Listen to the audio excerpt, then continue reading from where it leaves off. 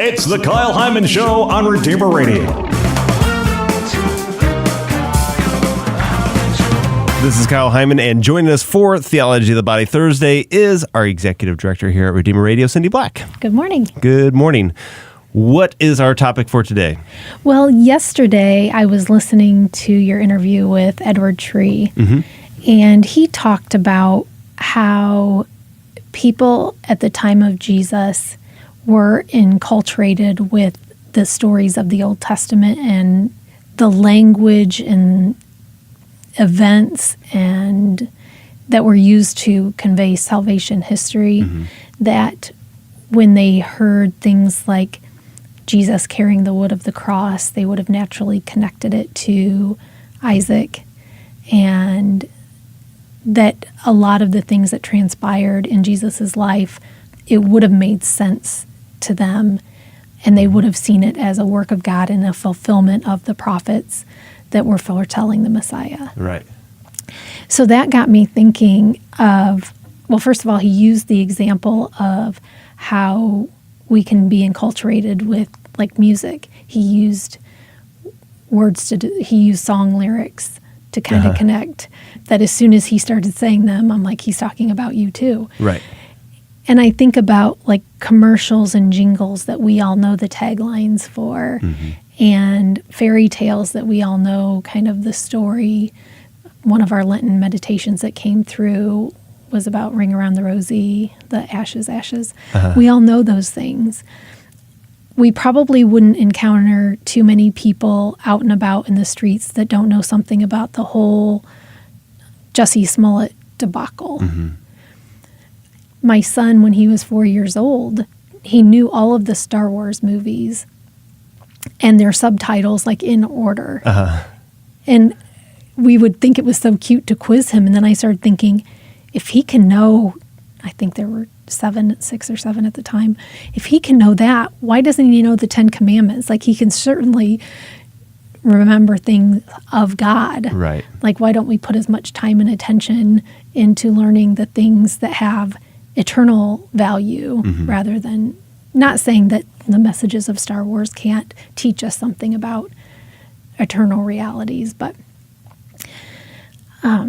so really I just started, listening to that interview started me thinking about how so much of what we spend time doing and the things that we focus on and put into our heads impacts our body and soul.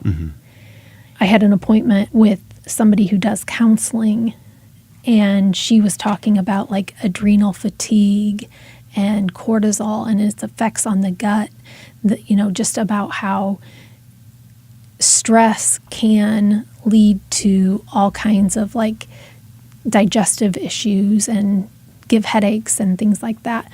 So we know, and we're learning more and more about how our mind and our body are connected. And that's really what theology is all about, that integration of our body and soul, that they're not separate, that what we do with our bodies impacts our soul, and the health of our soul can, and our mental health can have a great impact on our bodies. Yeah. So, what we're consuming, whether it be reading, audio, video, news, TV, any of those things, that, it affects our minds and it affects our souls as well. And I think a lot of times when we think of theology of the body, we think of the physical part. We don't think about the mental part as much. Right. And just like food, I think you are what you eat, or, that kind of mentality, that these things do have an effect. So then I started thinking about, with Lent coming up, we hear the same readings and we hear the account of, like, Jesus's passion, kind of his rise to influence, and how that made the powers to be very nervous. And we hear the stories of the healings and miracles that really cause an uproar. And then with his entry into Jerusalem on Palm Sunday, the events of Holy Week. We hear those stories coming up in Lent, and how the more we enter into it, the more those things become enculturated into our minds, and then our souls, and also our body, just knowing those things and connecting them with the person of Jesus, entering into them, that it really does give us this opportunity to stop and reflect and be more intentional about the things that we're spending a lot of time on, which I think a lot of people tend to do during Lent, giving up social media or limiting social media, giving up certain foods, spending more time in prayer, because ultimately we know that it is good for us. Mm-hmm. Yeah, and I think a lot of those things, they're not necessarily bad in and of themselves, but can occupy so much of our time. And they're really designed to be addictive. That Facebook has done all kinds of research on how can we keep you in the app or keep you on the website, and that kind of endless scroll that looks like you're almost to the bottom.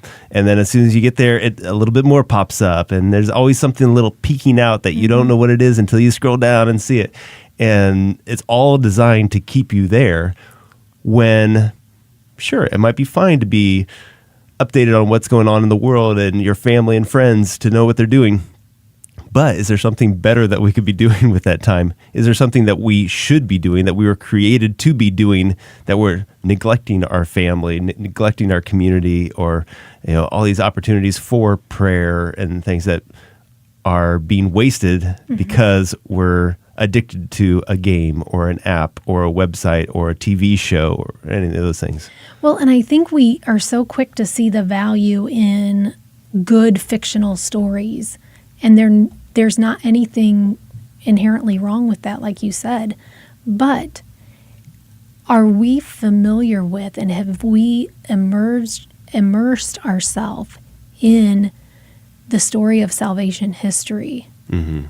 When you start making these connections about, the Old Testament pointing towards the new, and the new is contained within the old. Mm-hmm. When we come to realize those things, so often I'm like, you cannot make this stuff up. Right. They didn't have internet back then. They couldn't piece together, with the oral tradition and people that didn't even know each other. And I think about saints and Eucharistic miracles and incorrupt saints. There's so much richness in the eternal treasures of the church that so many of us are not tapped into. And I know I need to be more seeped in Scripture, and putting more of those messages. Not to say that it's wrong to watch This Is Us or something like that, but the greatest story ever told that's real. How much time do we spend putting those things into our head, knowing that it has a great impact on our soul and on our overall well-being? Yeah. So what are some suggestions, some strategies for shifting our time, our energies towards some of these positive things? Well, I think about a couple years ago when the elections were when the 2016 presidential election was heating up, my pastor at St. Vincent's, Father Dan Scheidt, challenged us and really kind of instructed us, gave us his pastoral directive to limit ourselves to 30 minutes of news a day. He said, you do not need to put, you can get all the information you need in that amount of time. So he asked us to limit it.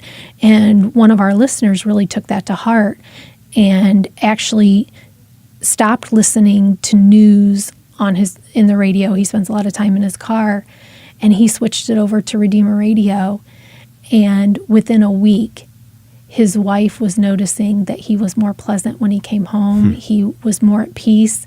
He was more lighthearted. And he really attributes that to, he basically shut down the secular media that's so divisive and, is bad news. Not to say that we can ignore those things and bury our head in the sand, but we really have to be careful and sensitive to those messages. And that's one of the reasons why we decided to do the Lenten campaign at Redeemer Radio, that it's not about us, it's not about me, it's not about you. We know, because of countless stories, that people who listen to Catholic radio often hear what they need when they need it. They learn new things. They're inspired in new ways. God uses this medium in order to talk to the listeners, to his children. So we know that good can come from that. So we want to challenge people to give God that space. And when I've been out and about asking people, have you signed up for our Lent Radio Challenge? Many of them say, I only listen to Redeemer Radio already. Yeah. We're thankful that they listen already. But why do you listen to Redeemer Radio already? And then who in your life might need that influence too? Maybe suggesting to somebody as part of their Lenten journey that they give that a try, somebody who typically doesn't listen. So that would be one thing that I think people could very easily do. And then I also think, really entering into Scripture, and maybe Edward Tree, he has the book, and then I think the video series. I was very intrigued by that, so I think I'm going to check that out. Yeah. Also, I think when you're talking about encouraging others, it would be helpful for us if people would share their story, why they listen to Redeemer Radio.